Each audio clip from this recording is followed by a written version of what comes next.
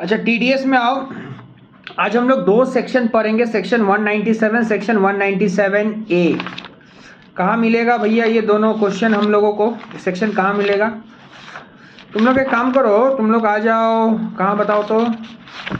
तुम लोग आ जाओ। देखो पीछे की तरफ जा, जहाँ क्वेश्चंस है पीछे की तरफ से आते रहा। देख मिल जाएगा सेक्शन 197, सेक्शन 197A। ठीक है, आते रहा, मिल जाएगा सेक्शन 197, 197A। ठीक है। अच्छा, पहले 197 पढ़ा देते हैं, फिर 197A पढ़ाते हैं। ठीक है। एक बात बोल रहे हैं, ये दोनों सेक्शन मतलब पढ़ने के बाद मेरे को एक क्लैरिटी मिल गया। पता है, मतलब सेक्शन 197A जो था वो हम अपना लाइफ में प्रैक्टिकली मेरे ऊपर में इम्प्लीमेंट हुआ था, लेकिन मेरे को उस सेक्शन के बारे में मतलब नॉलेज ना होने की वजह से इम्प्लीमेंट हो गया। मेरे को लगा उतना ही बात है, लेकिन जब ये सेक्शन हम पढ़े ना, तब हमको समझ में आया कि नहीं, मेरे साथ क्या हुआ था। तब हम पूरे एक एग्जाम्पल बताते, इससे केस स्टडी फॉर्म भी तेरे को समझ में आ जाएगा। देख क्या होता था पहले। अब पता है हर घर में यही कहानी है, मम्मी लोग पापा से पैसा छिपा के रखती है। तो मेरा मम्मी भी वैसे ही पैसा साइड करके पापा वाला रख देते थे। तो मम्मी मेरे को बोलती थी कि ठीक है बेटा, पैसा हो गया, थोड़ा थोड़ा करके जो भी 20, 25, 50 लाख जो भी होता था, इसको ले जा और बैंक में एफडी कर दे। हम बोलते थे ठीक है मम्मी, अच्छा बात है, एफडी कर देते। एफडी होता था या तो मम्मी के नाम से या तो मेरे नाम से। तो जब मैं एफडी करवाने जाता था, उस समय मेरे को इस सेक्शन का कोई नॉलेज नहीं था, सच बात बता रहे। आज हो चुका अलग बात है, उस समय कुछ नहीं था। तो जब एफडी करवाने जाता था तो एफडी पे इंटरेस्ट आता है। तो बैंक वाला मेरे को बोलता था कि आप एक 15G फॉर्म भर दो। तुम लोग भी कभी अगर एफडी किए होगे तो देखना ये बात, 15G फॉर्म भर दो। तो हम पूछते थे, तो बैंक वाला बोलता था कि 15G फॉर्म भर दीजिए। तुम लोग भी अगर कभी हुआ होगा, तुम्हारे साथ कोई एफडी किया होगा, एफडी में फिक्स डिपॉजिट में, तो 15G फॉर्म भरा होगा, याद होगा। लेकिन यार उस फॉर्म के बारे में कोई नॉलेज नहीं था, बस इतना पता था कि तुम फॉर्म भर दोगे तो तुम्हारा टैक्स नहीं कटेगा, टीडीएस नहीं कटेगा। एक्चुअली जब ये सेक्शन हम पढ़े 197A, उसमें क्या लिखा हुआ पता है? उसी में ये बात लिख के दिया गया है कि अगर कोई इंडिविजुअल का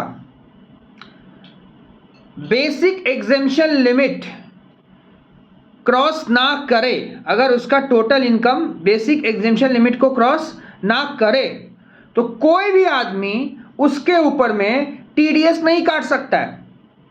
तो चीज को समझ ना, मेरा उस समय का income basic exemption limit cross करता था ना, मेरा मम्मी का करता था। ठीक है, हम लोग जस्ट एफडी करते थे, समझ में आया ना? एफडी पे इंटरेस्ट आता था, दैट वाज एन इनकम, लेकिन वो तो बेसिक एग्जेम्पशन लिमिट को क्रॉस नहीं करता था, 2.5 लाख के ऊपर नहीं जाता था भैया। तब भी 2.5 लाख का स्लैब था, हाँ 2.5 लाख के ऊपर तो नहीं जाता था।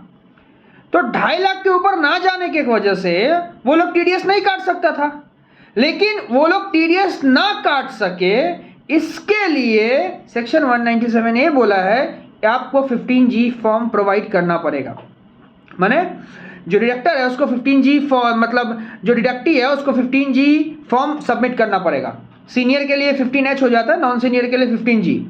तो 15G फॉर्म का यूज मेरे को तब समझ में आया, अच्छा 15G फॉर्म भरने का मतलब ये बात सेक्शन 197 में लिखा हुआ है, ए में लिखा हुआ है कि अगर कोई भी इंडिविजुअल का इनकम बेसिक एग्जेम्पशन लिमिट से क्रॉस ना करे तो उसका टीडीएस नहीं काट सकते हैं, उसको 15G फॉर्म भरवा दीजिए।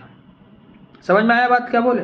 ठीक है। तो तू भी कभी बैंक में एफडी करने जा तो ऑफकोर्स ये फॉर्म जरूर भर देना। अगर तेरा इनकम बेसिक एग्जेम्पशन लिमिट के क्रॉस नहीं है तो टीडीएस नहीं कटेगा, और है तो काटेगा। देख सेक्शन 197 ने क्या बोला, deduction of tax at nil rate. Nil rate साफ साफ बोल दिया, नहीं कटेगा, कोई नहीं कटेगा। अच्छा समझ में आया बात? लेकिन नीचे यहां फिर लिखा हुआ है, no deduction of tax be made from the following payment made by person prescribed bank other than foreign bank. हाँ मैंने डिडक्शन नहीं होगा, ठीक है, अदर देन फॉरेन बैंक में हुआ तो फिर हो जाएगा। समझ में आया ना बात? अच्छा, इन लोगों के लिए डिडक्शन नहीं है, मैंने डिडक्शन नहीं है, मैंने टीडीएस नहीं कटेगा। बैंक गारंटी कमीशन हुआ तो, cash management service charge, depository charge, demat account में charge for warehousing, underwriting, clearing charge, credit debit card commission, इस सब पे हुआ तो नहीं कटेगा। ठीक है।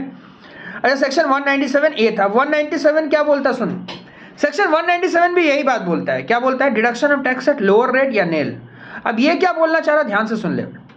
लोअर रेट या नील का मतलब ये होता है, यहाँ इस सेक्शन में क्या लिखा हुआ है कि असेसिंग ऑफिसर जो है, ठीक है, असेसिंग ऑफिसर को डिडक्टी एक एप्लीकेशन करता है, बोलता है कि सर देखिए मेरा बिजनेस ऐसा बिजनेस है जिसमें फ्यूचर में लॉस आ सकता है, तो आप लोग इसके ऊपर में टीडीएस मत काटिए, ठीक है, और अगर आप लोग काट रहे हैं तो लोअर रेट में काटिए।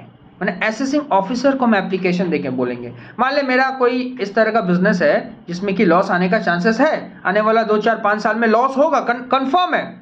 अब मान ले कोई बड़ा साइंटिफिक रिसर्च कर रहा तो शुरुआती से तो नहीं कमाएगा, शुरुआत दिन में तो लॉस होगा, तो शुरुआत दिन में लॉस होगा और आज मान ले वो टीडीएस काट रहा, तो हम असेसिंग ऑफिसर को एप्लीकेशन देके बात बोल सकते हैं जो सर आप मेरा टीडीएस ना काटो, ठीक है, और अगर काटते भी हो तो कमती रेट में काटना। तो इसीलिए लिखा है the deductee can make an application to the assessing officer under section 197 for the reduction of tax at lower rate और non reduction of tax. If the assessing officer is satisfy, अगर उसको satisfy हो जाता है that the total income of the recipient just the reduction of income tax at lower rate of non deduction of income tax as the case may be, he may give to the assessee such certificate, उसको certificate provide करेगा SSC को कि मेरा tax मत काटो, क्योंकि अरे assessing officer को खाली फोन करके बोल देने से तो नहीं होगा ना, एक सर्टिफिकेट देना पड़ेगा। As may be appropriated according the deductor paying the income shall deduct income tax at lower rate, specified certificate deduct no tax in the case में until such certificate is cancel by the assessing officer. जब तक वो cancel ना करे तब तक उस पर वो टीडीएस कमती रेट या लोअर रेट में काटेगा। क्लियर है? अच्छा, समझ में आया?